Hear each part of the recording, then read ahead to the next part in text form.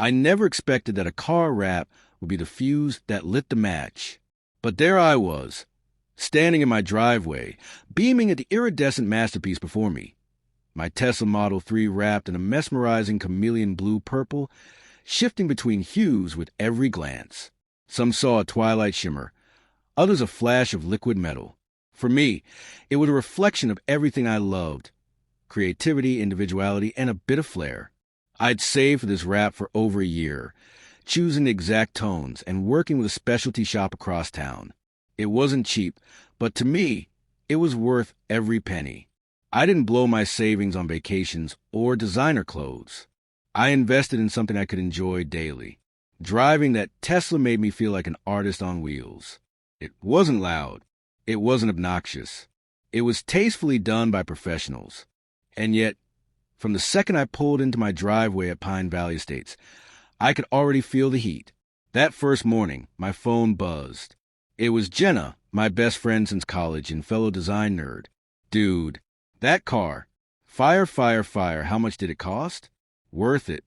I grinned, ready to reply when movement across the street caught my attention. There she was. Clipboard Karen. Technically, Karen Winters. But within 6 months of moving into the neighborhood, she'd earned her nickname and a reputation to match. The self-proclaimed HOA hawk. The neighborhood tattletale. The woman who once threatened to report the Millers for installing solar panels without approval, even though they'd filed all the paperwork. Karen stood at the edge of her property, phone raised in not-so-covert stealth mode, snapping photos of my Tesla as if it had just committed a federal crime. Our eyes met. She froze. Then, in an awkward pivot, she turned to check her mailbox, flipping the little red flag up and down like it was a lever of authority. My stomach clenched. She didn't smile. I didn't wave. Something told me this wasn't the last time I'd see her with that clipboard. I tried to brush it off. People are allowed to have opinions, and Karen was allowed to dislike my rap. That didn't mean she could enforce her taste on my property. But Pine Valley Estates had its quirks, and I wasn't naive. The HOA rules were notoriously vague, written in legalese so nebulous it could be interpreted a dozen ways. I'd read through them before, and I reread them again that night. Section 8.3. Vehicles shall be maintained in clean and orderly condition and must not feature unusual or disruptive modifications that detract from the aesthetic harmony of the community. That was it. No mention of color. No mention of wraps. No clarity. Meanwhile, the Wilsons down the street had a cartoon family decal stretched across their minivan's back window. Mr. Garcia had racing stripes on his Camaro. A custom-painted bright red Corvette parked on Sycamore Lane. Not a peep about those. I exhaled and closed the binder. This was a Karen thing. And sure enough, she escalated. The very next evening, a sheet of paper fluttered from beneath my windshield wiper. Notice of violation. Pine Valley Estates HOA Section 8.3 violation. Visual modification to vehicle. Your vehicle is in violation of community standards. Please remedy within 48 hours to avoid further action. No official letterhead. No signature. No contact information. Just a printed page with a Clip Art House logo at the top, like it had been whipped together in Microsoft Word by someone fuming in their kitchen. I crumpled it and tossed it into the recycling bin, more amused and angry. If the HOA had concerns, they could reach out formally. This wasn't a violation. It was a personal crusade. But something changed in me that night. As I lay in bed, I scrolled through our neighborhood's private Facebook page. Karen had posted a vague status, thinly veiled and passive-aggressive. We must protect our neighborhood standards from becoming chaotic. Let's keep Pine Valley classic and not let certain people turn it into a circus. The post drew both fire and support. Some neighbors commented with clapping emojis. Others asked what she was talking about. A few even replied with photos of wild vehicle mods from other parts of town, mocking the idea that my rap was even notable. Still, the tone was set.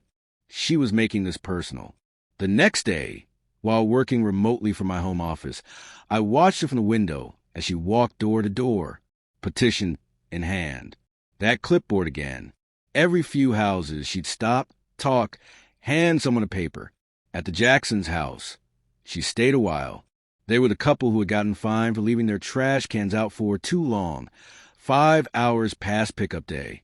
They looked cautious, not engaged. When she got to Mrs. Rodriguez's house, the one with a massive garden gnome collection, the interaction was short. Mrs. Rodriguez shook her head and closed the door before Karen even finished her opening line. Still, she persisted. I decided it was time to get proactive. If Karen wanted to lean on Section 8.3, so could I. That evening, I walked the entire block, taking discreet photos of every car that had a non-standard modification. Custom wheels, aftermarket bumpers, painted logos, even fun bumper stickers that could be argued as visual distractions. By the time I returned home, I had a catalog of 17 vehicles with visible aesthetic alterations parked in full view. I organized them into a folder and paired them with the HOA's exact wording. Nowhere to define unusual or disruptive. If a red Corvette wasn't disruptive, how was an iridescent Tesla any different? To me, it wasn't about Karen. It was about fairness. You can't enforce a rule if you apply it selectively. Karen Winters wasn't just some overzealous HOA enthusiast. She was a pattern. The Millers, forced to take down their portable basketball hoop because it obstructed street view, even though it was collapsible and used twice a month. The Jacksons, fined $100 for trash cans left out 5 hours after pickup because they both worked late shifts and had no time to bring them in sooner. And poor Mr. Garcia? He'd spent weeks painting his fence himself, only to be told the shade of white he used didn't match eggshell per HOA guidelines. He had to repaint it. The stories floated in hushed voices between driveways and community center chatter, but no one ever stood up to her. Until now, because Karen wasn't targeting issues, she was targeting people. She picked battles she thought she could win. She weaponized the HOA rules to control rather than serve. I was determined to stop her from doing it again, and that meant being prepared for whatever came next. Little did I know, her next move wouldn't be another passive-aggressive post or handwritten notice. It would be a full-blown visit from the police. Wednesday evening was quiet, almost too quiet. I had just finished a call with a client when the doorbell rang. When I opened the door, there she was, Karen Winters, clipboard in one hand, a synthetic smile plastered on her face. Her eyes, however, were cold and calculating. "Good evening," she said in a sugary tone. "I noticed you haven't responded to the violation notice I left." I leaned on the doorframe, unfazed, because it wasn't an official notice. Karen's smile twitched. "Well, as the newly appointed Neighborhood Watch Coordinator, I'm simply helping the HOA maintain standards. Your vehicle, while expressive, has raised concerns." "From who?" "I'm not at liberty to say. But as you know, Pine Valley Estates has expectations." "Karen," I cut in, "the guidelines are vague. Section 8.3 doesn't mention wraps. Jackson's Jeep is lime green. The Wilsons have cartoons on a minivan, and the Webbers park their lifted truck on the street every night. Why is my car the issue?" Karen's expression darkened. That was before proper enforcement. She stepped forward slightly. "Your Tesla looks like something out of a street racing movie. It's inappropriate for a family neighborhood." I raised an eyebrow. "It's parked in my driveway. It's clean, legal, safe, and until I hear from the actual HOA board, it's staying exactly as it is." Karen's jaw tightened. "We'll see about that," she said, spinning on her heel and marching away. She didn't even pretend to hide her next move, phone to her ear before she reached the sidewalk. The next morning, I noticed her again, moving from house to house with a manila folder tucked under her arm. The clipboard was back. She was handing out printed sheets and speaking animatedly to anyone who would listen. From my home office window, I saw her approach Mr. and Mrs. Rourke. They stood awkwardly on their porch while Karen talked with dramatic hand gestures, pointing toward my driveway. The Rourkes took the paper, but didn't look impressed. Then came the Jacksons. Karen barely got out a sentence before Jackson shut the door, shaking his head. The rejection didn't slow her down. She hit 7 more houses, one after the other, until she disappeared from view. Curious, I checked our neighborhood Facebook group. Sure enough, Karen had posted, "Concerned about declining property values? We'll be discussing new standards for vehicle aesthetics at Thursday's HOA meeting. Join us and help preserve the elegance of Pine Valley Estates. The post had comments pouring in. Let people enjoy their cars, Karen. If we're going to enforce rules, let's do it equally. Has anyone looked at the Miller's rusted-out pickup? There are bigger problems, like the broken swing set in the park. But others supported her. I moved here for peace, not bright cars. It does look out of place. Karen is just trying to keep the neighborhood classy. The divide was real. Lines were being drawn. That afternoon, I received an email from Mr. Reynolds, our HOA president. Subject: HOA Emergency Meeting Vehicle Aesthetic Review. Dear homeowner, it has come to our attention that your vehicle may not comply with Section 8.3 of our community guidelines. While we support personal expression, modifications that draw excessive attention may conflict with the neighborhood aesthetic. Please attend emergency board meeting on Thursday at 7 p.m. at the community center to address this issue. Sincerely, Thomas Reynolds, Pine Valley Estates HOA president. It was the most passive-aggressive formal email I'd ever read. My phone rang almost immediately. It was Jackson. You getting dragged into the Karen show? He asked. Yeah, just got the email. She's calling it an aesthetic emergency, he chuckled. I swear, this woman's bored out her mind. She's getting signatures? Trying. She stopped at my house. I told her the Jeep wasn't going anywhere, and neither was your Tesla. She wasn't thrilled. Thanks for the backup, I said. Just a heads up, he added. Document everything. I've been through one of these HOA witch hunts before. The only way to win is with evidence. He was right. That night, I printed out every photo I'd taken of other modified vehicles.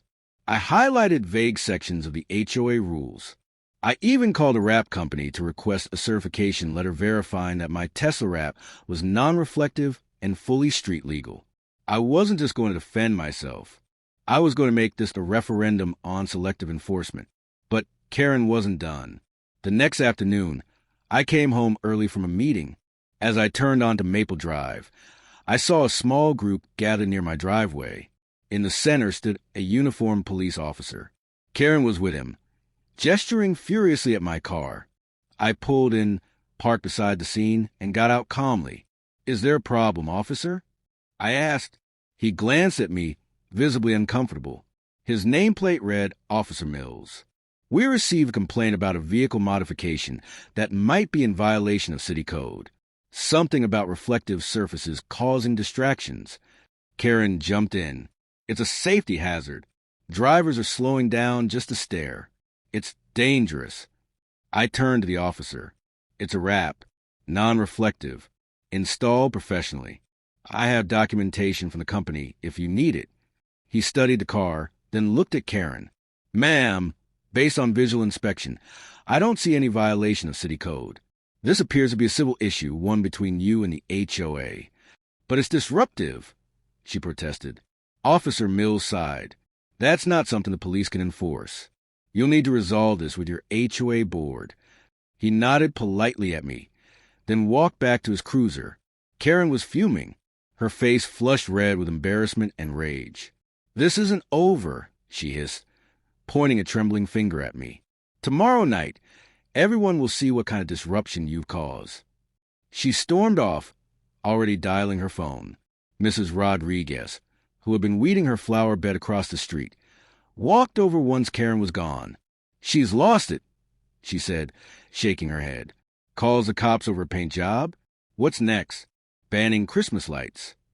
I laughed, more tired than amused. You coming to the meeting? Wouldn't miss it.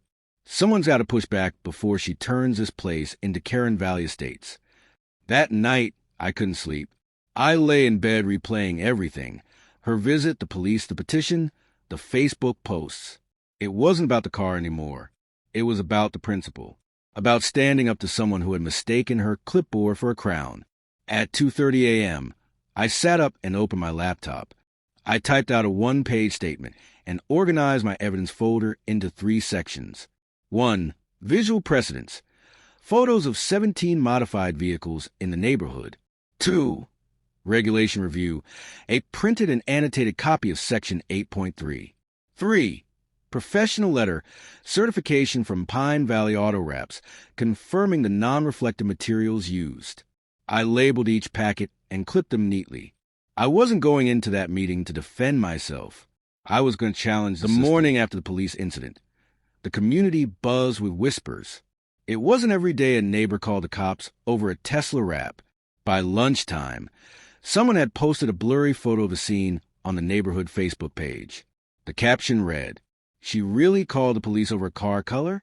Pine Valley drama." Comments exploded. I thought it was a prank at first. She's serious?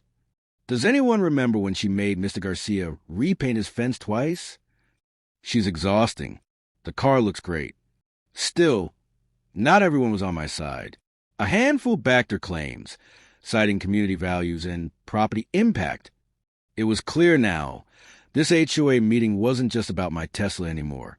It was about power, control, and whether Pine Valley would let a single person dictate the standards of an entire neighborhood.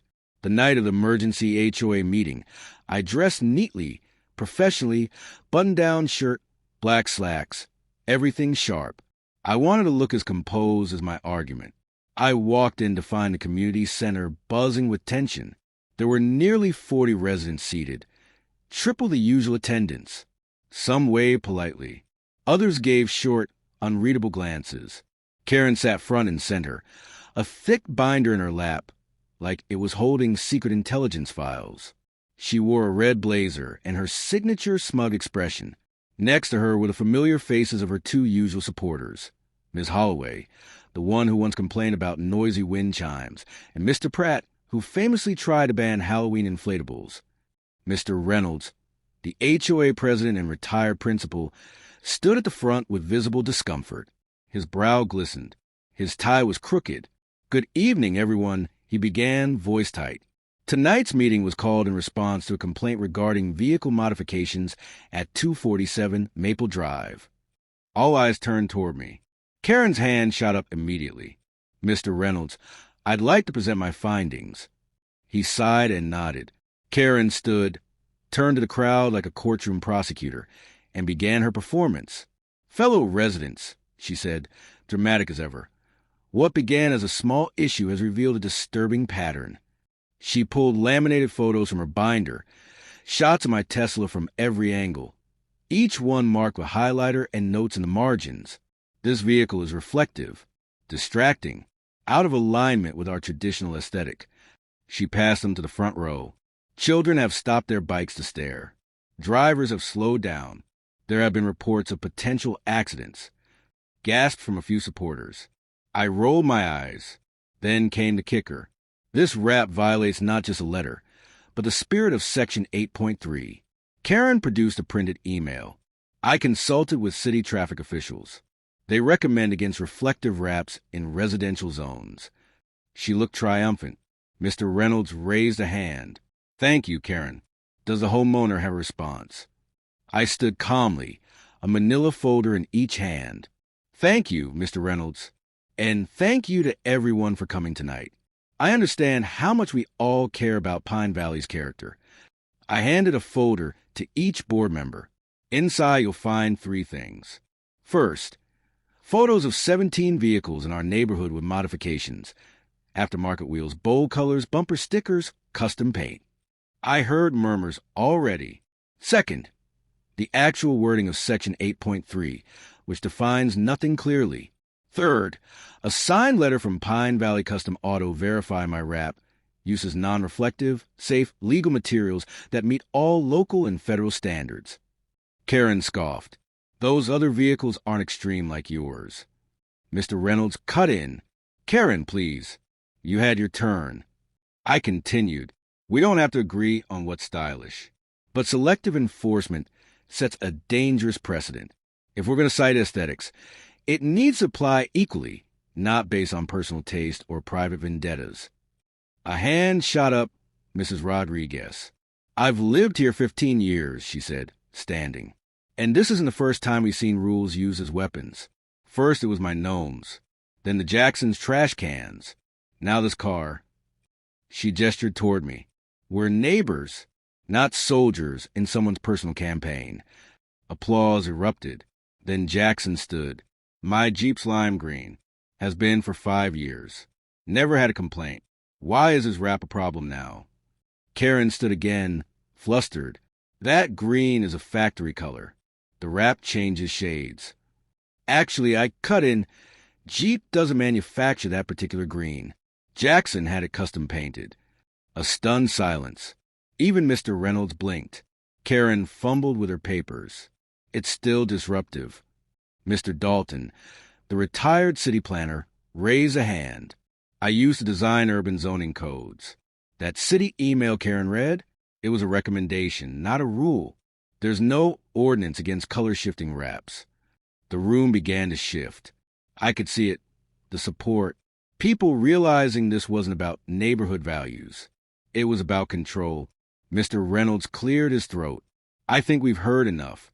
The board will vote now. The 3 board members huddled briefly. Then came the moment. All in favor of allowing the wrap to remain? 3 hands went up. All opposed. 1 hand, Ms. Holloway. Karen didn't even get a vote. Mr. Reynolds turned to the room. The board finds no official violation of Section 8.3. No further action is required. Relief flooded through me. A few neighbors clapped. Jackson gave me a thumbs up. Mrs. Rodriguez winked. Karen, for the first time, looked stunned. No words. No binder defense. She sat quietly, staring straight ahead. But the victory wasn't just mine. In the weeks that followed, something shifted. People began speaking up more. Not just against Karen, but for each other. Mrs. Rodriguez started putting out themed gnomes again, Easter bunnies, 4th of July flags. Jackson got new decals for his Jeep. Even the Webbers installed a new basketball hoop for their kids, daring anyone to complain. Karen still walked the neighborhood, but without the clipboard, without the power. And as for my Tesla, it still shimmered and shifted in the sunlight, blue in the morning, purple by dusk. No longer just a car, but a symbol of standing up, of pushing back against quiet tyranny, of reminding Pine Valley Estates that community isn't about uniformity. It's about respect.